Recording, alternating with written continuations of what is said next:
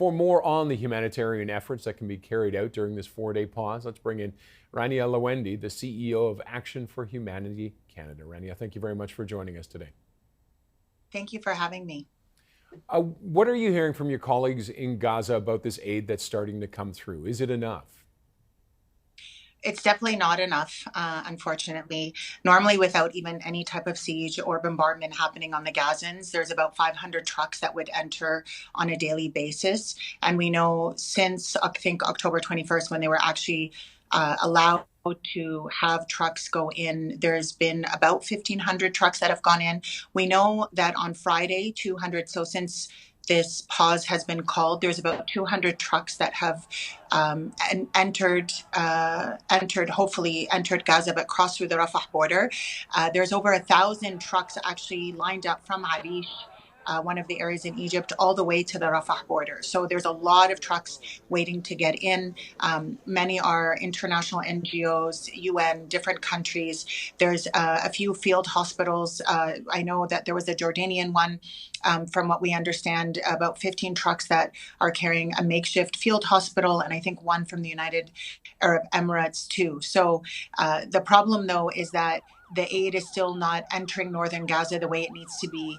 That way, to be able to help people. We know that fuel now has been allowed, but it's still limited in the quantity. And unfortunately, the hospitals need that fuel, but there's only 2 very small hospitals working in northern Gaza. There's 7 that are working in southern Gaza, but not able to take the load by any stretch of the imagination. You have over 30,000 Gazans who have been injured. And so there's a massive load on the Gazan people and on the infrastructure. What do you think could be done to speed up the trucks getting through?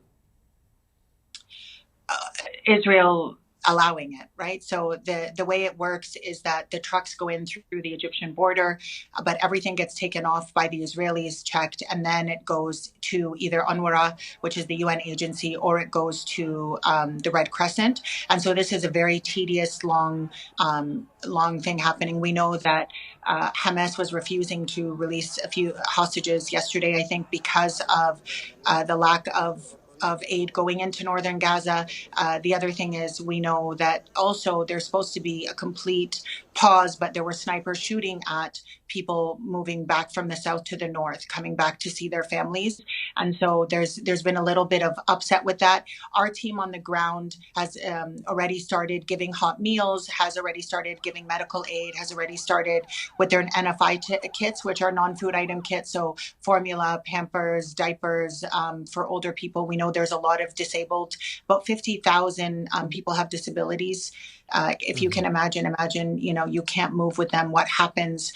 So these are all barriers to getting aid out. Also, the bombing of the streets and the actual infrastructure. Over 50% of Gaza's infrastructure has been completely destroyed. And so this becomes very difficult in giving aid, obviously. And our this pause is very important for us, but it doesn't do anything unless you have a complete ceasefire, to be honest. UNRWA just put out a report, which is the UN agency working in Palestine, and said we need at least 200 trucks going in for the next 2 months to even start to be able to deal with the need that's happening now. We have people dying of starvation. We have people dying of dehydration. We have people dying of their wounds. That shouldn't be dying by any stretch of the imagination. How can people help out? Just quick before we go, first of all, how can people help out? And also, you mentioned what's being done on the ground with your group in this truce. What about outside of Gaza? What is your group doing as you deal with this truce? So I do, as an organization, Action for Humanity, we do a lot of advocacy. We're doing advocacy with our respective governments. We are an international organization. So whether it's in the UK, whether it's in Canada, and in the different countries that we exist, we are doing a lot of advocacy. People can please donate. So they can go to www.actionforhumanity.ca. They can donate there. They can also please call their MPs to put pressure for there to be ceasefire.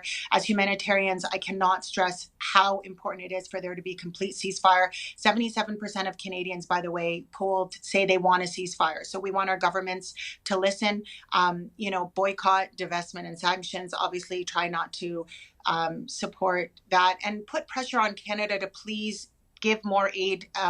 It's important for us to also support the aid of the Gazans. There are over 15,000 people who've been killed. 1.2 million Gazans are actually displaced. So it's extremely difficult.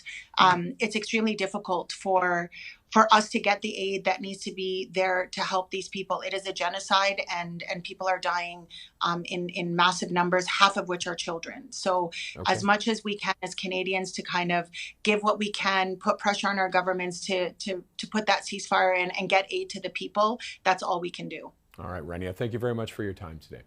Thank you for having me. Rania Lawendy, the CEO for Action for Humanity Canada. She joined us from Istanbul.